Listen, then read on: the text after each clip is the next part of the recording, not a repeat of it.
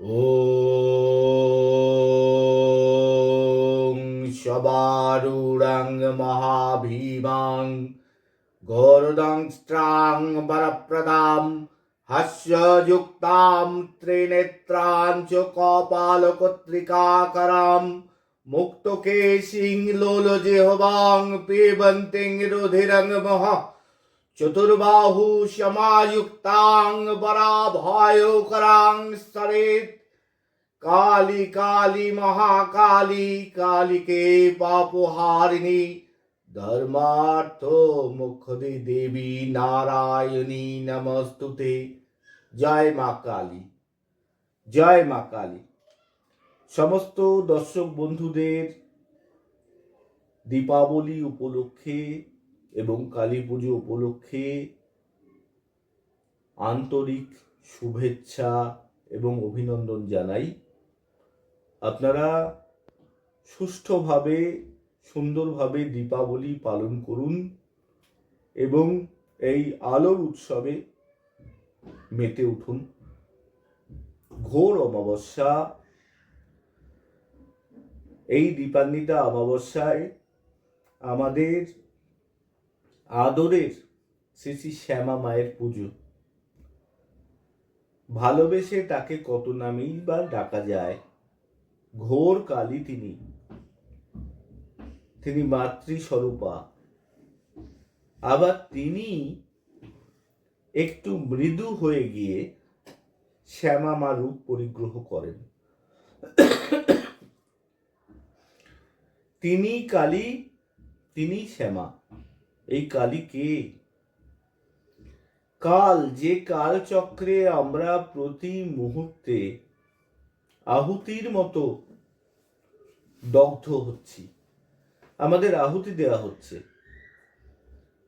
প্রত্যেকে প্রতি মুহূর্তে। সময়টাই হলো সেই আগুন, আর এই সময়টাই হলো কাল। তাহলে কালই কে? কাল না হয় কে বুঝলাম, কাল হলো সময়। এই কালকে যিনি কলন করেন বা নিয়ন্ত্রণ করেন, তিনিই কালী। হ্যাঁ, আইনস্টাইনের তত্ত্ব অনুযায়ী ব্ল্যাক হোলের কাছাকাছি সময়ও বক্র হয়ে যায় এবং সময় থেমে যায়। অনেক আগে আবিষ্কৃত হয়েছিল আইনস্টাইনের সময়। পরবর্তীকালে এটা নিয়ে গবেষণার শেষ নেই। ব্ল্যাক হোল সত্যিকারের আবিষ্কার করা যায় কিনা। হ্যাঁ, ব্ল্যাক হোলের ছবি পর্যন্ত পরবর্তীকালে ক্যাপচার করা সম্ভব হয়েছে। এই ব্ল্যাক হোল জিনিসটা কি? আরে ব্ল্যাক হোলই তো কালী। ওখানে সময় পর্যন্ত বক্র হয়ে যায়, সময় পর্যন্ত থেমে যায়, আলোকে পর্যন্ত গ্রাস করে নেয়। আলো পর্যন্ত তার ভেতর থেকে আর বেরিয়ে আসতে পারে না। ঢুকতে পারে কিন্তু বেরোতে পারে না। তা কালী এর চেয়েও বড় কিছু না। কালী কিন্তু ব্ল্যাক হোল নয়। এটা একটা সাধারণ উদাহরণের জন্য আমি বললাম। এবং সময় বক্র হয়ে যায় ওখানে, এটা বৈজ্ঞানিক প্রমাণ। সেই হিসেবে আমি এটা উদাহরণের জন্য বললাম। আমাদের কালী কিন্তু আরো অনেক বড় কিছু। গোটা বিশ্বজগৎ, মহাজগৎকে তিনি নিয়ন্ত্রণ করছেন। আর সে কি একটা মহাজগৎ? সমান্তরাল মহাবিশ্ব তিনি নিয়ন্ত্রণ করেন। তিনিই কালী। তিনি কালো কেন? তার কারণ সমস্ত রং, যতগুলো রঙের কল্পনা আমরা করতে পারি আমাদের মানব ব্রেন অনুযায়ী, যে কটা রং আমরা দেখতে পারি, ওই সব কটা রং মিলে মিশে কালোতে মিশে যায়, কালোতে গিয়ে বিলীন হয়ে যায়। তা আদ্যাশক্তি জগতের তিনি তার মানে কালো। কালো মানে কি? কালো মানে নেই, কিচ্ছু নেই। আবার কালো মানেই আছে, কারণ এই কালো থেকেই মহাবিস্ফোরণের মধ্যে দিয়ে হঠাৎ করে একদিন মহাজগতের উদয় হলো। তার মানে কালো মানে নেই, আবার কালো মানে আছে। এই কালি বড় অদ্ভুত, এনার পূর্ণ ব্যাখ্যা আমি দেব কি করে? বড় বড় সাধক, দার্শনিক, বৈজ্ঞানিক এরা তার তত্ত্ব ঠিক মতো বলতে পারছেন না। স্বয়ং রামকৃষ্ণদেব বলছেন যে একমাত্র ব্রহ্মই এটো হয়নি, কারণ ব্রহ্ম কি মুখে বুঝিয়ে বলা যায় না, সেখানে আমি কোথাকার কি, এক সামান্য জ্যোতিষী মাত্র। যা হোক, সেই কালী আপনি যদি ভালোবাসেন, তাকে মন থেকে একটু ভালোবাসেন, একটু মা বলে যদি তাকে ডাকেন, তাকে কন্যা রূপে স্বীকার করুন, তাকে মাতৃরূপে স্বীকার করুন, তিনি আপনার ডাকে সাড়া দেবেনই। আর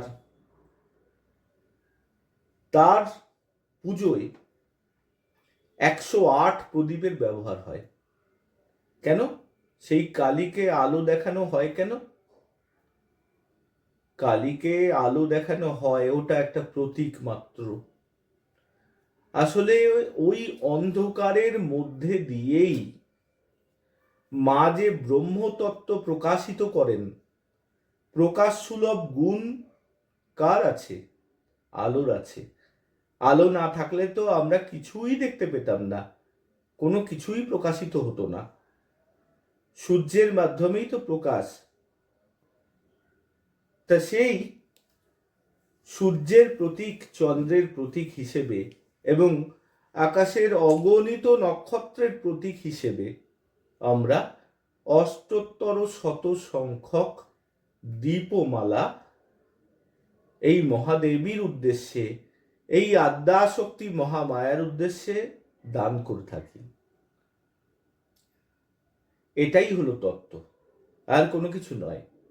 তার প্রতি অসীম শ্রদ্ধার্ঘ্য নিবেদন করি আমরা এই দীপমালা নিয়ে। সেই আলোর উৎসবে আপনারা সামিল হয়েছেন, সকলে ভালো থাকুন, উৎসবে মেতে উঠুন। হ্যাঁ, তবে উৎসবে মাতা বলতে কিন্তু একা কিন্তু উৎসব হয় না, সবাইকে নিয়ে উৎসবে মাতুন, সবাই সবার প্রতি খেয়াল রাখুন, সবাই সবাইকে ভালোবাসুন, নাইলে কিন্তু উৎসব আর উৎসব থাকে না। বাচ্চারা কি করছে না করছে, বিভিন্ন জায়গায় ইলেকট্রিকের তার এই সময় ছড়ানো থাকছে, এলইডি লাইটে সজ্জিত হচ্ছে, বাচ্চারা যেখানে সেখানে হাত দিচ্ছে কিনা সেটা আমাদের লক্ষ্য রাখতে হবে, বয়স্কদের শরীর খারাপ হলো কিনা সেদিকে লক্ষ্য রাখতে হবে, এবং শব্দবাজি তো একদমই উচিত নয়, কারণ বয়স্করাও আছেন, তাদের হার্টের কথাও আমাদের একটু চিন্তা করা উচিত, ইত্যাদি ইত্যাদি। যাই হোক, ভালো থাকবেন, খুব ভালো থাকবেন, এবং দীপাবলি উৎসব সুন্দরভাবে পালন করুন। নমস্কার।